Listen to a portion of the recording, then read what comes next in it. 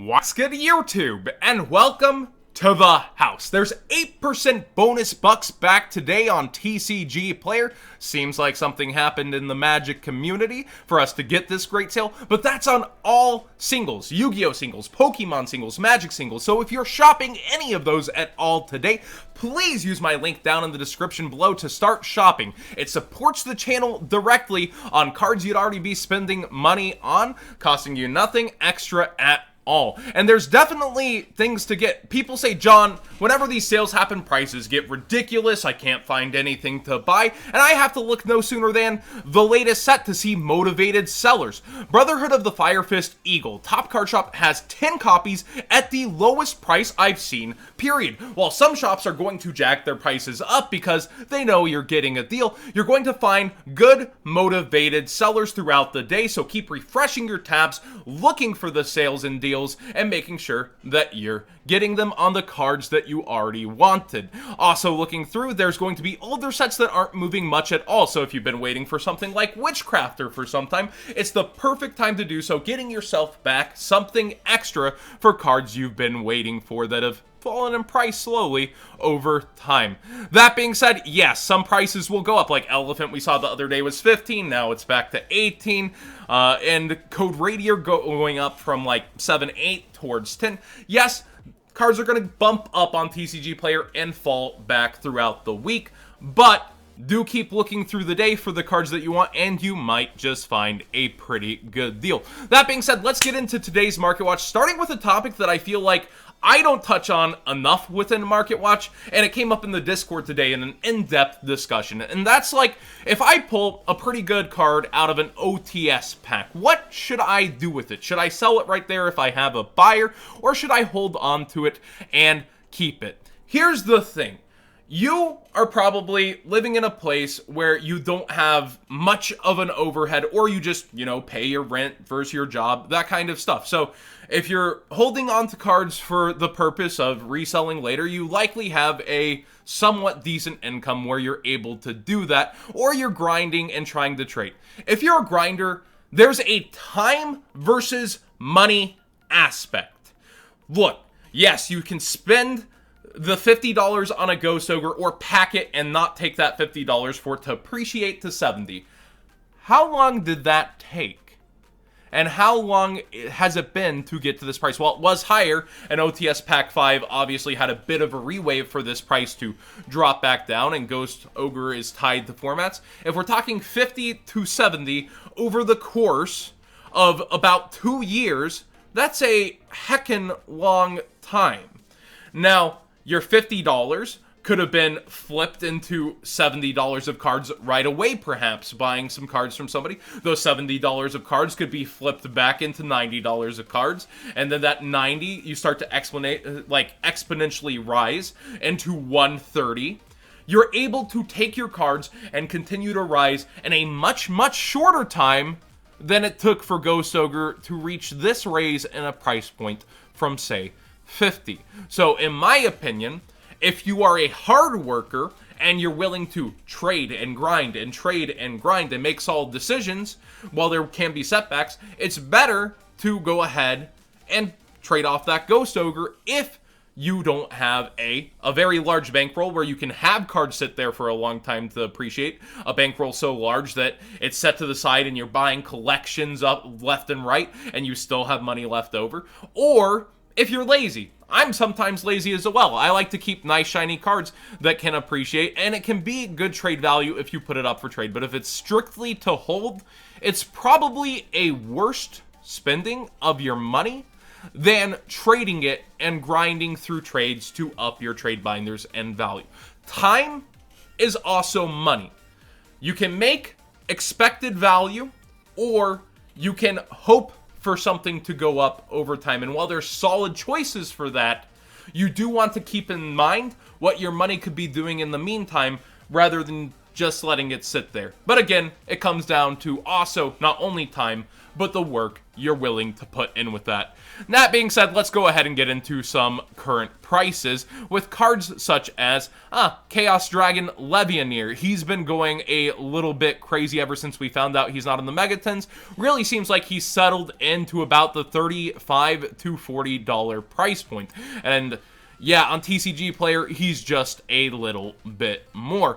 I'm actually very proud of how this turned out. Golden Castle got bought out and panicked last night and was looking like it was headed towards 30 and maybe even going past that point. It's already come back down towards $22 with motivated sellers over here. On eBay, it is a little bit more, $24, $28. Now, if you're just picking this deck up not knowing what it does because it got second at a YCS, you're probably going to have a bad time. But if you're picking it up knowing what it did, well, why didn't you already have it while it was cheap, considering it's a short print out of Battles of Legend? One of the shortest print cards we've ever seen out of a set like this. I think it was like 2 some odd per case. It was ridiculous for a side set. That being said, it's still a really good card, a really good engine, but it has its flaws, and I was trying to play it right last night not knowing really how to do it, and I was basically decking myself out. It's like watching an old Lightsworn player deck themselves out with JD and too many Lightsworns on board, but much, much faster. So be a little bit careful of that, and definitely test before you buy. Don't just jump in feet first. Also, Gizmek Orochi actually stabilized last night around that $18 mark. I thought it was going to end up spiking up higher. Not you, Orochimaru. We're talking about the Gizmek. But I like Naruto. I'm sorry. I'm basic. Gizmek Orochi is a really, really good card. It's a stable card, and I think this is actually a pretty good price point for it. I didn't expect it to be hitting like 25 and staying, but I also didn't think it would be down as low as 12. Around the $20 mark is where I expect it to stabilize, unless it really starts tearing up the meta in multiple places. In past Grand Maju and Orcus, I don't see it really invading too many decks. You'll usually have a better recursion card like Destrudo that also gives a tuner option for things like Yazi or just Gardragon engines. Like Gizmek seems a little more specific for the resources you're going to be spending. Cynet Mining is almost towards $40 here on TCG Player. Keep in mind, this is one of those secret rares that had an overprinting thanks to short printing value. So it was easier to pull Cynet Mining, but people are going after 3 of these at a time. They have a high future ceiling thanks to not only Marincis, but at Ignister throughout the season, and there's no reprint on the horizon currently. It's also 38 in a brand new listing before it's even higher than TCG Player. My opinion on it is this. If you're looking to play a Cyverse-like deck right now, it's worth picking them up for that time value we talked about. Time value versus use value. But if you are trying to wait it out, you're hoping that Solomon Great falls, you're hoping that Marincis falls, and you're hoping Ignister doesn't breathe new hype into this card, then yes, it is a pretty darn good sell right now at this price, almost $120 for your playset. It all comes down to the expected value of time that you're going to be using this card versus the expected value you want to get out of it cash-wise. That being said, also looking through this set, the Ib Synchro seems to have stabilized around $18 as well, as it's usually a one-of as an extra deck combo piece, and Brotar is also up there. Combo pieces are starting to go up, and I actually kind of feel this trend. It's like you need this if you're going to play through this combo that you're specifically doing in a deck. Although Brotar seems to not really be taking as much of a forefront of the meta, so it's kind of interesting to see it really dig into that price despite being used a little bit less these days. Avramax is towards $14, so I believe this is around where it's been sitting. We have the BLS link, we have Avramax, we have Borosword, we have Borreload, we have Apollosa. There's just so many freaking options for the extra deck, and Avramax feels like one of those ones that is being left behind more so right now, but he is also a Cyverse to go into, which is something I learned like literally last night for the Code Talker deck on how restrictive it gets with Cyverse. So if you're thinking about picking up Code Talker stuff, we saw the hype earlier in the Market Watch with Fist of the Gadgets looking at Code Radiator. This is an extra deck monster you want to have an inst within any Cyverse deck. Do have that in mind as well. And finally, another kind of talking point that I bring up in Market Watch here to there. Troll and Toad doesn't really sponsor the channel outside of the streams, but I like to take a look at their hot buys to get ideas for Market Watches. Right now, it's not too expensive, but something I noticed is Ash Blossom Commons at $6.50. If you were the lowest seller on TCG Player, after fees, you're making less than as if you were selling it to Troll and Toad, and they're taking 12 quantities of this. This is also a really good sell right now. They're buying at a really good rate because we have on the horizon Dual Devastator.